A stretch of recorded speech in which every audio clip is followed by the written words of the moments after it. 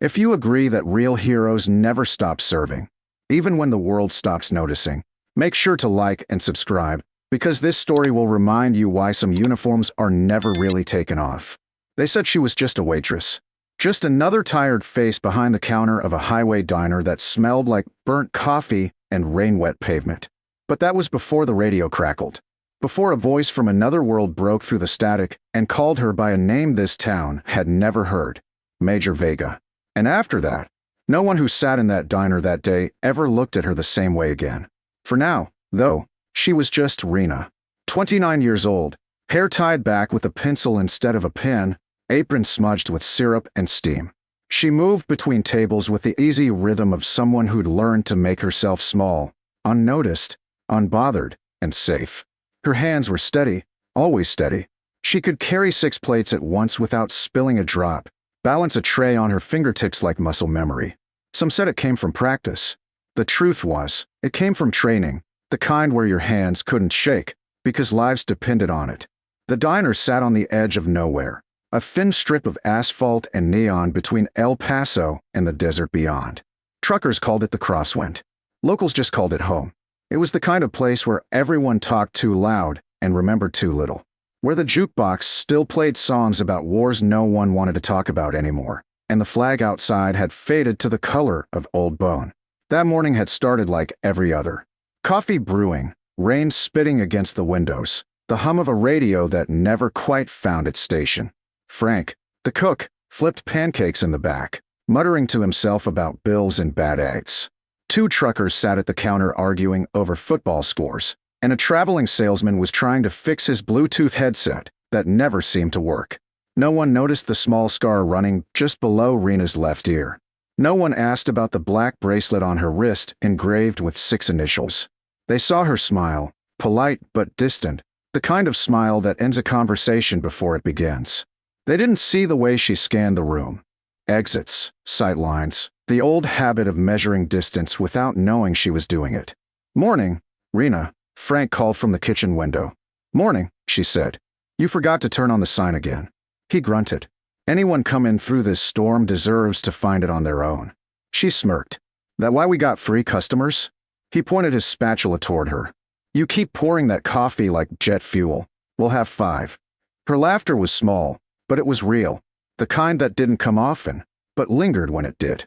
By 8:30, the diner had filled with a slow stream of regulars. A pair of ranch hands, a mechanic from town, and a group of young contractors in dusty work boots. They were loud, harmless mostly, but full of the kind of easy arrogance that comes with never having seen the world outside your own horizon. "Hey, Rena," one of them called. "You ever think about leaving this dump? You could make real money in the city. You got the moves for it." The others laughed, not cruelly, but without care. Rena smiled thinly, refilled their mugs, and said, "I left enough cities already." They didn't ask what she meant.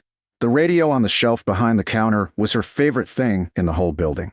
Not because of the music, the reception barely worked, but because of the sound of static. It was the closest thing to silence she could stand. She bought it secondhand from a pawn shop 2 years ago. Sometimes, when the diner was empty, she'd tune it between frequencies and listen, eyes closed, like she was waiting for something. Or someone. Frank had noticed once. "You looking for alien signals, Vega?" She'd shrugged. Something like that. He hadn't pressed. He knew enough not to. At 10:15, a group of off-duty deputies came in, dripping rainwater and testosterone. They took the corner booth and started bragging about a training exercise. Helicopters, night maneuvers, target locks. Rena caught fragments of their conversation as she worked the tables. Dustoff team botched the evac again. Should have had someone who knew what they were doing. Hell, half those medevac pilots can't even land without crying for clearance. One of them laughed, catching Rena's expression. You should have seen it. Whole unit grounded, caused some girl in a bird couldn't follow orders. The laughter that followed was sharp, careless, the kind that fills a room with invisible splinters. Rena said nothing. She just set down their plates, eggs, toast, hash browns, and walked away before her silence could betray her. Frank noticed, though. He always did. When she returned to the counter, he leaned close. "You good?" "Fine," she said. "Too quickly." He nodded, unconvinced. They talk too much for people who've never been shot at. She gave him a sideways glance. You think I was? I think you look like someone who's seen things she doesn't talk about. Her lips twitched. Not a smile, not quite. Then stop asking. The day dragged on, as days do in places that stand still. The rain turned to wind, the kind that bent the flag outside and rattled the diner's old glass. The radio slipped in and out of songs until even it seemed tired. At some point, Rena stopped wiping tables and just stood near the window, watching the storm roll across the desert. Her reflection in the glass looked older than 29, not worn, exactly, but weighted, like a photograph someone had folded too many times. She thought about the last time she'd flown, the sound of rotor blades cutting through sand, the smell of hydraulic fluid and dust, the voice in her headset saying, "Hold steady, Vega. We've got him. Just hold." Then the static, the fire, the silence. A plate clattered behind her, snapping her back. The truckers were arguing again, something about whose rig had more horsepower. She turned, smiling out of reflex, just as one of them joked, "Don't look at her like that, Joe. She's got that army haircut. But she bites." More laughter. She smiled wider. It was easier than explaining. Outside, thunder rolled across the desert. The lights flickered once and steadied. She reached up and adjusted the radio's antenna. For a moment, she thought she heard something. A faint, familiar frequency buried in the static. Her fingers froze. Then it was gone. She exhaled slow. Still chasing ghosts, she thought. Still listening for voices that don't call anymore. When the lunch rush faded, she sat at the counter and counted tips. $7 in change, 3 ones, and a 5 folded twice. Enough for gas, not enough for groceries. She didn't complain. She never did. Frank set a plate of fries beside her. "On the house," he said. "For the war effort." She smirked. "We lost that war, remember?" He wiped his hands on his apron. "Not the way I heard it." The wind outside howled harder now, sweeping dust against the windows. The radio hissed again. Faint, distant. Just static, she told herself. Just weather. But she turned the knob anyway, listening. Waiting. Because deep down, Rena Vega, Major Marina Vega, once of the 214th Air Rescue, still knew the difference between ordinary static and a call sign trying to break through. And tomorrow, when the world least expected it, that call was going to find her. The storm broke and passed, leaving the world outside washed clean and colorless. The neon diner sign buzzed weakly against the dusk, flickering in time with the hum of the old ceiling fan. Inside, only a handful of customers remained. The farmer by the window tracing circles in his coffee cup, 2 mechanics whispering about carburetors, and Frank in the kitchen humming an old Johnny Cash tune as he dried the same plate for the 3rd time.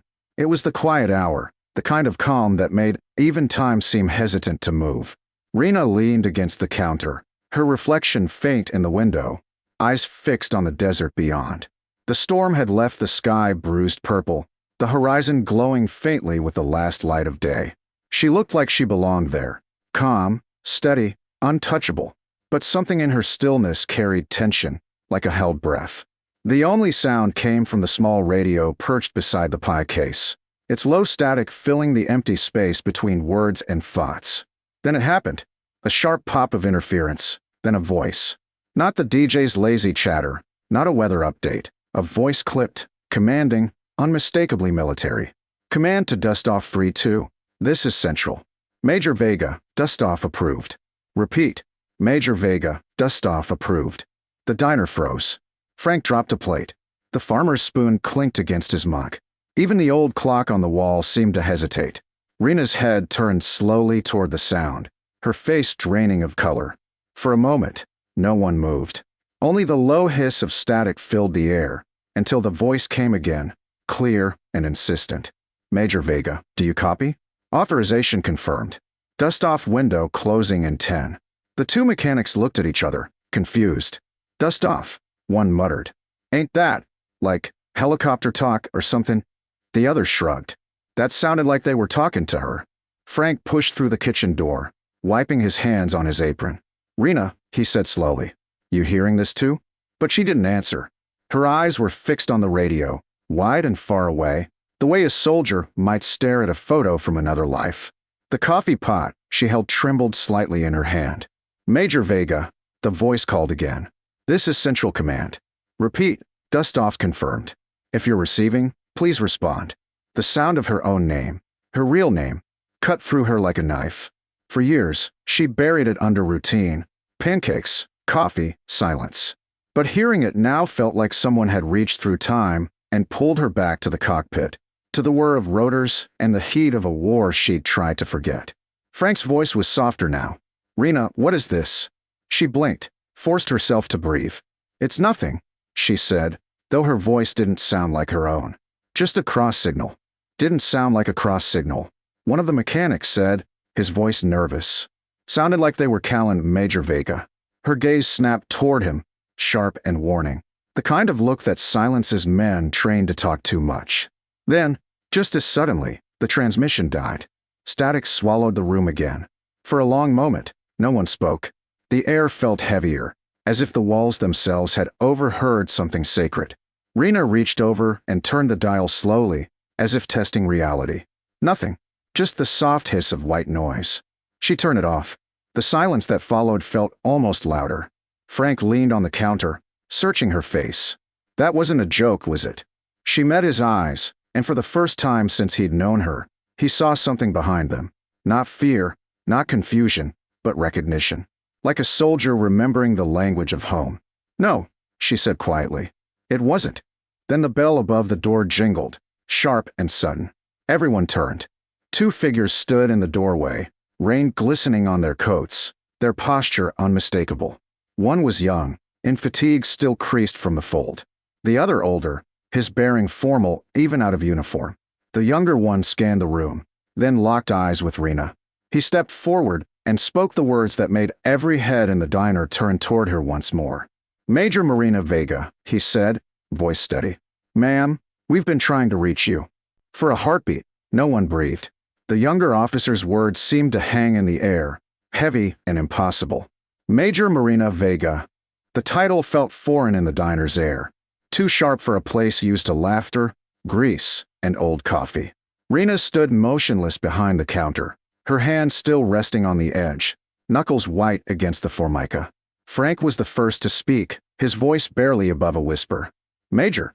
The younger officer nodded, stepping closer, rain dripping from his cap. "Yes, sir. Major Vega, Air Rescue Command, retired. We've been trying to reach her since this morning." The message was authorized, Dustoff confirmed. Murmurs rippled through the room like wind through dry grass. The same men who'd laughed earlier now stared, their jokes caught in their throats. One of the mechanics swallowed hard, whispering, "I thought she was just a waitress." The older officer stepped forward, his tone respectful, measured. "Ma'am," he said, "I'm Colonel Ruiz. Command just reopened the record for Operation Falcon Sky. The evac you led, the one you never took credit for. 11 soldiers lived that day because of you. We found the final approval logs this morning. The mission was never closed." The words hit her like the echo of a life she'd buried.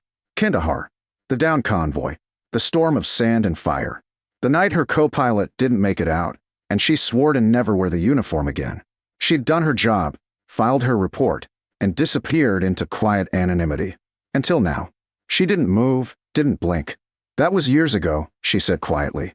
"That chapter's over." Ruiz shook his head. "Not for the men who came home because of you. They've requested you by name for the honors ceremony. It's long overdue." The diner was silent again, but it wasn't the same silence as before. This one was reverent, fragile. The truckers looked down at their plates. The farmer removed his cap. Even the radio, still humming faintly with static, seemed to listen. Frank stepped closer, his voice unsteady. "You saved people? You flew those choppers?" Rena gave a faint, weary smile. "Once." Ruiz handed her a small box, olive green and worn at the edges. She opened it carefully. Inside lay a single medal, polished but old, the Distinguished Flying Cross. Beneath it, a folded letter sealed with the Pentagon's crest. She stared at it for a long moment, then set it gently on the counter beside the tip jar. "I don't need a medal," she said softly. "They needed someone to get them out. That's all that ever mattered." Ruiz nodded. "That's why it matters now." For a moment, no one dared move. Then Frank straightened, took a slow breath, and said what everyone else was thinking. "Major Vega," he murmured, voice shaking just slightly. Then louder, stronger. Thank you for your service." The farmer followed. Then the truckers. One by one, they rose from their seats. Men who'd never saluted anything in their lives, and stood tall, hats over hearts, eyes lowered in quiet respect. Rena looked around the room, her throat tightening.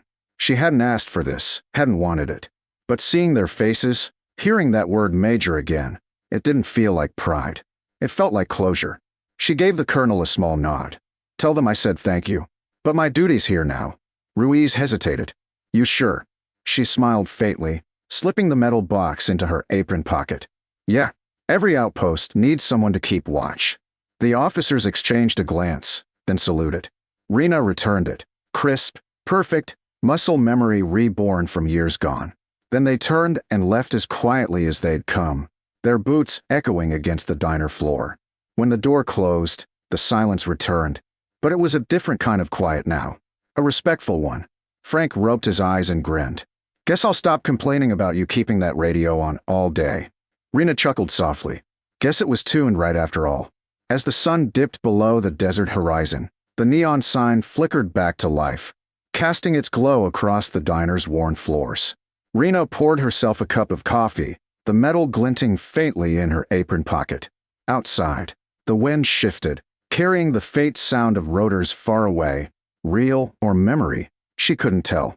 She looked out across the desert, the sky wide and endless. Somewhere, far beyond the horizon, a call sign whispered through the static, "Dustoff Free 2, standing by." And for the first time in years, she smiled.